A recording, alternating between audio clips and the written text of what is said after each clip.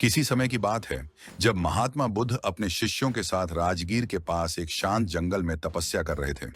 उनकी दिव्य उपस्थिति चारों ओर फैल रही थी और दूर दूर से लोग उनकी शिक्षाओं को सुनने और उनसे मार्गदर्शन लेने आ रहे थे। लेकिन आज का दिन विशेष था। बुद्ध के चेहरे पर एक गहन गंभीरता थी, मानो वह किसी अनदेखे प्रश्न का उत्तर ढूंढ रहे हों।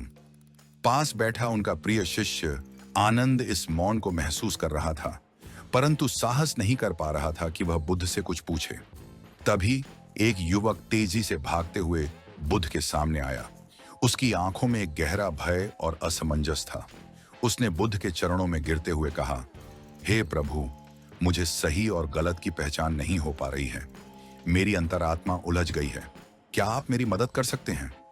बुद्ध ने उसकी ओर शांत भाव से देखा और बोले, हर व्यक्ति को जीवन में सही और गलत का सामना करना पड़ता है, लेकिन इससे पहले कि मैं तुम्हारी सहायता करूं, मुझे यह बताओ कि तुम किस समस्या से जूझ रहे हो। युवक ने अपनी कहानी आरंभ की। वह एक गांव का साधारण युवक था जिसका नाम रघु था। उसे अपने जीवन के किसी निर्णय पर भारी संदेह हो रहा था। रघु ने बताया कि कुछ दिनों पहले उसके गांव में एक रहस्यमय व्यक्ति आया था जिसने लोगों को बहकाकर उन्हें गलत रास्ते पर चलने के लिए प्रेरित किया। उस व्यक्ति के शब्दों में ऐसा जादू था कि लोग उसकी बातों में आकर अपने नैतिक मूल्यों को छोड़ने लगे। रघु भी उस व्यक्ति के प्रभाव में आ गया था और उसे सही गलत में फर्क समझ नहीं आ रहा था। बुद्ध ने गंभीरता से कहा, सही और गलत की पहचान न करना जीवन की सबसे बड़ी चुनौती होती है, लेकिन इससे निकलने का मार्ग भी तुम्हारे भीतर ही है। यह सुनकर रघु चौंका। वह और भी उत्सुक हो गया कि बुद्ध उसे कौन सा मार्ग दिखाने वाले हैं। बुद्ध ने उसे एक कथा सुनानी शुरू की, जिससे न केवल रघु बल्कि सभी शिष्य भी ध्यानमग्न हो गए। बुद्ध ने कहा, प्राचीन काल में एक राजा था जिसे सत्ता, ऐश्वर्य और शक्ति का अत्यधिक घमंड हो गया था। वह अपने राजमहल में अपने मंत्रियों के साथ बैठा था जब एक साधु वहां आ पहुंचा। उस साधु के आने से राजा को क्रोध आ गया। उसने साधु से कहा, तुम कौन होते हो मुझे सही और गलत सिखाने वाले? मैं स्वयं एक राजा हूं, मुझे किसी के मार्गदर्शन की आवश्यकता नहीं। लेकिन साधु ने शांत स्वर में उत्तर दिया, राजन, तुम्हें अपनी सत्ता पर विश्वास है, पर क्या तुम्हें अपने भीतर की सच्चाई का ज्ञान है?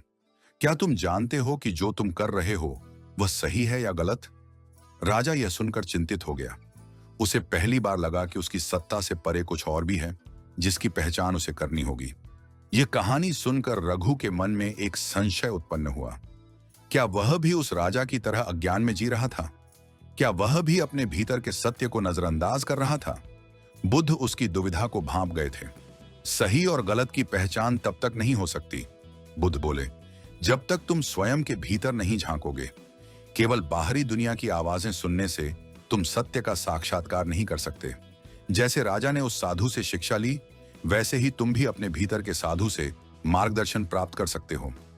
बुद्ध की बातों ने रघु के मन में एक नई रोशनी जलाई, लेकिन उसका संदेह अब भी बाकी था। वह सोच में पड़ गया कि उसे कैसे पता चले कि वह जिस मार्ग पर चल रहा है वह सही है या गलत। यहां से कहानी एक नए मोड़ पर आती है, जहां रघु बुद्ध के कहे अनुसार एक आंतरिक यात्रा पर निकलता है।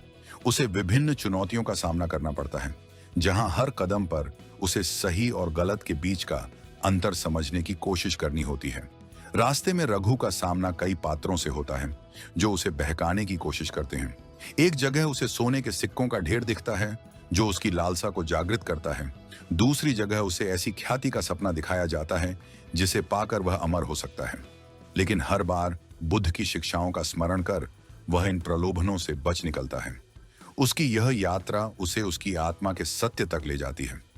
अंत में रघु एक ऐसे बिंदु पर पहुंचता है जहां उसे यह समझ आ जाता है कि सही और गलत केवल बाहरी वस्तुओं या परिस्थितियों पर निर्भर नहीं करता, बल्कि यह हमारे भीतर की अवस्था पर आधारित होता है। जब मन शांत और निर्मल होता है, तभी हम सही निर्णय ले सकते हैं। बुद्ध ने उसे यही सिखाया था। सही और गलत की पहचान केवल बाहरी दुनिया की घटनाओं से नहीं होती, बल्कि वह हमारी अंतरात्मा की गहराई में छिपी होती है। रघु ने इस सत्य को आत्मसात कर लिया और बुद्ध के चरणों में झुककर धन्यवाद किया। इस कथा से यह स्पष्ट हो जाता है कि जीवन की हर चुनौती हमें सही और गलत की परीक्षा में डालती है, लेकिन यदि हम अपने भीतर की सच्चाई को पहचान लें तो हर निर्णय सरल हो जाता है। अगर आपको यह कहानी प्रेरणादायक लगी और आप महात्मा बुद्ध की अन्य शिक्षाओं के बारे में जानना चाहते हैं, तो हमारे बुद्ध अपलिफ्ट चैनल को सब्सक्राइब करें और हमारे साथ इस आत्मिक यात्रा पर चलें।